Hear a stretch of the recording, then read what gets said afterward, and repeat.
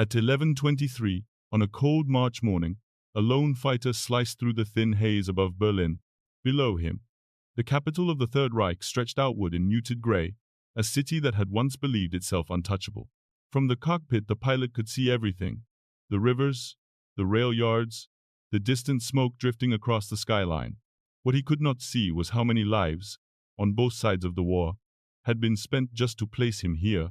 For years, American bombers had pushed toward this city with no long-range escort fighter capable of guiding them home. They paid for every mile with fire and blood. Yet now, a new silhouette hovered over Berlin, the unmistakable shape of the P-51 Mustang. To the men watching from the ground, and to the Luftwaffe commanders listening in disbelief to their own radar reports, this sight meant only one thing: the balance of the air war had shifted, perhaps forever. But how did a single aircraft, once dismissed as a disappointment, become the blade that cut into the heart of Nazi Germany? And why did the moment Americans called Mustangs over Berlin carry such devastating meaning for those who understood air power best? Before the sight of Mustangs over Berlin reshaped the war, the air campaign over Europe was defined by a brutal truth: courage alone could not carry American bombers to their targets. In 1943, the doctrine of daylight precision bombing, once a bold promise of technological superiority, was collapsing under the weight of German defenses. The Luftwaffe had studied every weakness, every limitation of range, every mile where no long-range escort fighter could reach. And they waited there. On October 14, 1943, Black Thursday, the truth revealed itself with devastating clarity. 291 B-17 Flying Fortresses lifted off from English airfields, engines droning in the cold morning air. Their objective was Schweinfurt, a city whose ball-bearing plants kept the machinery of the Third Reich moving.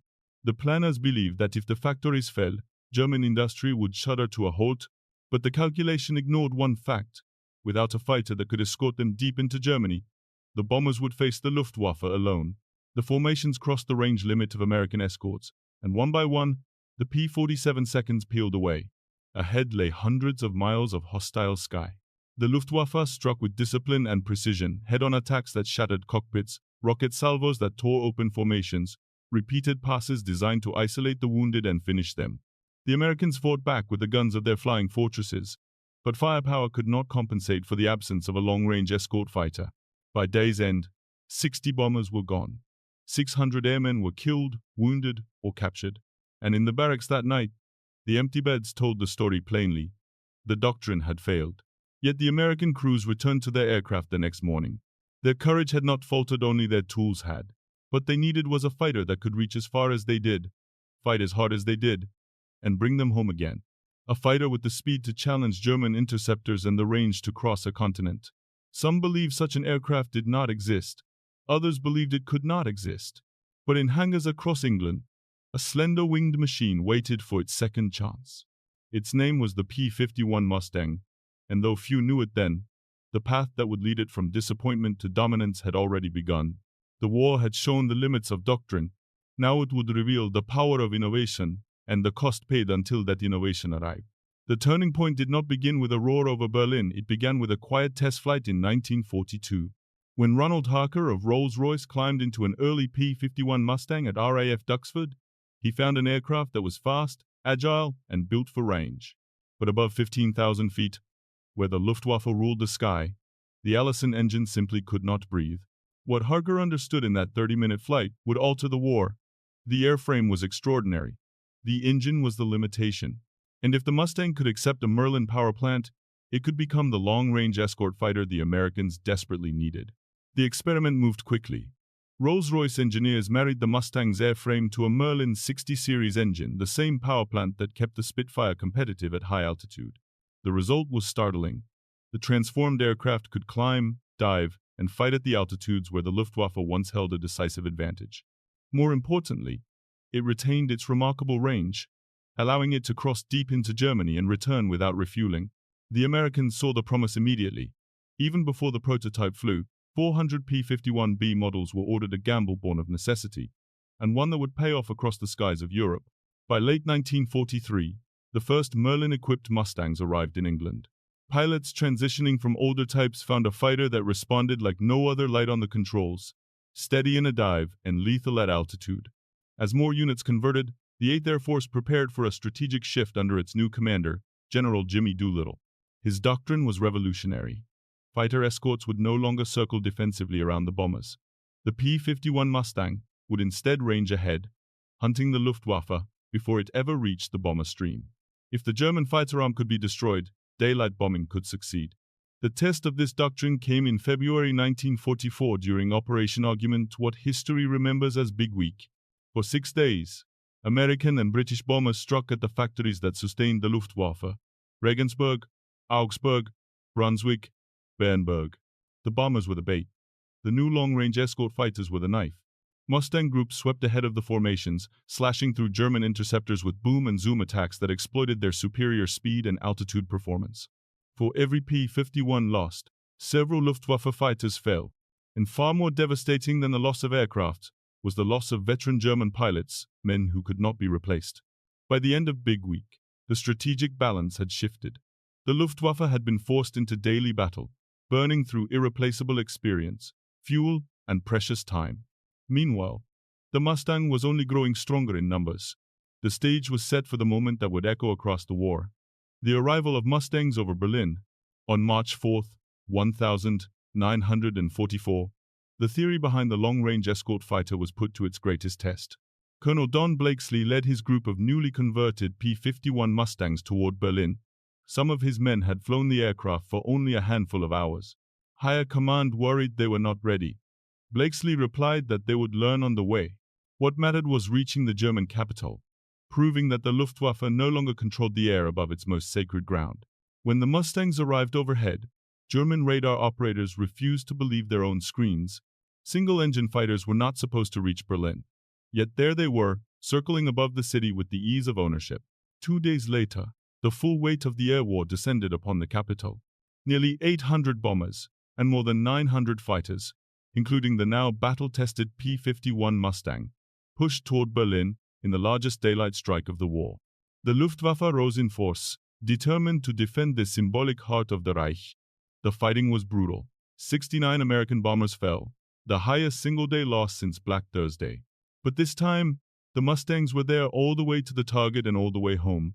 They tore into German interceptors, shooting down approximately 160 inches a single day.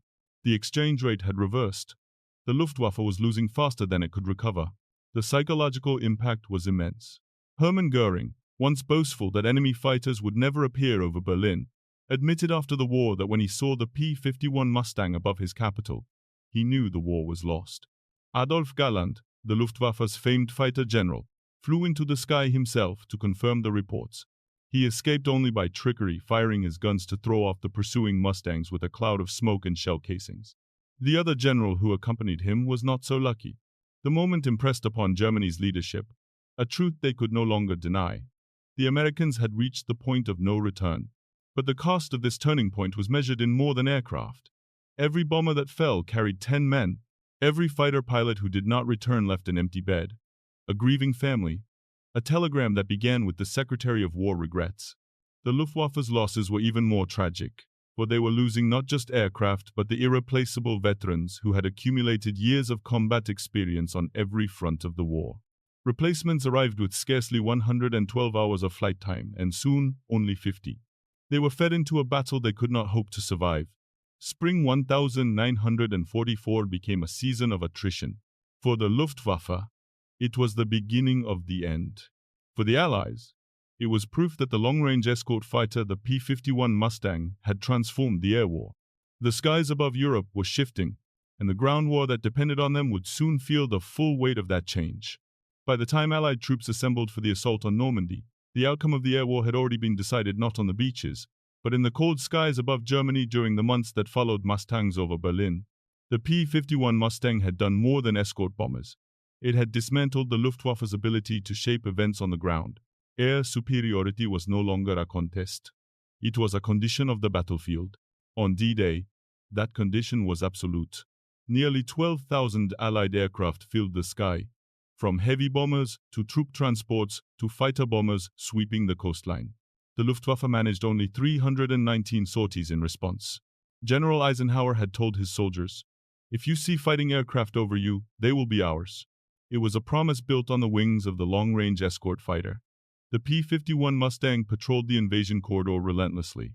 Any German aircraft attempting to reach the beaches was intercepted. Any armored column moving toward Normandy did so under constant threat of attack. The Luftwaffe, once feared across Europe, had been reduced to a fragile shadow. The strategic consequences extended far beyond the French coastline. Across occupied Europe, German movement became a slow and perilous process.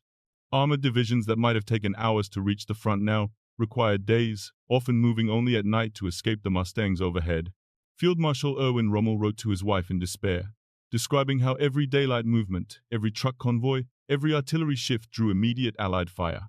Air power no longer supported the ground war. It defined it. For the United States, this transformation validated the painful lessons learned during Black Thursday. The belief that bombers could fight their way to the target alone had cost thousands of lives. Only the arrival of a true long-range escort fighter had saved the daylight campaign. American strategists recognized that the P-51 Mustang had delivered something unprecedented. The ability to strike anywhere in Germany with full fighter cover, degrading the enemy's production, fuel supply, and transportation network simultaneously. Internationally, the impact was unmistakable. The collapse of the Luftwaffe signaled to both allies and adversaries that industrial capacity, technological adaptation, and the willingness to rethink doctrine were now decisive factors in modern warfare. The coming Allied victories, from the breakout at Street Low to the liberation of Paris, were grounded in the simple fact that the skies belonged to the Mustang. In the final year of the war, as the Allies pushed across France and approached the German border, the roar of the P-51 Mustang had become an unmistakable presence in the European sky. The men on the ground heard it as reassurance. The Luftwaffe heard it as a sentence.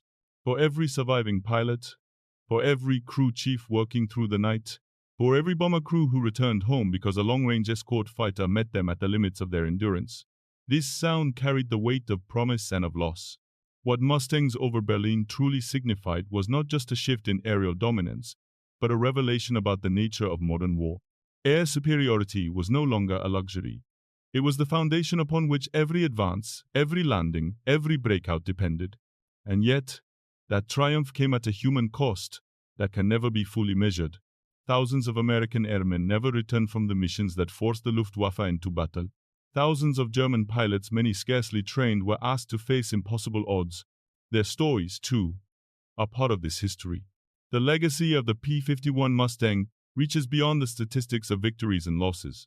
It is found in the quiet ingenuity of Ronald Harker, who saw potential where others saw limitation, in the determination of engineers who reshaped the aircraft around a new heart, in the fortitude of pilots like Don Blakesley, who flew it into the deepest reaches of enemy territory, and in the understanding, shared by both sides, that the day a long-range escort fighter appeared above Berlin, the fate of the air war was sealed. Today, the Mustang's silhouette still graces air shows, and the Merlin engine's growl still echoes across fields that once trained wartime pilots.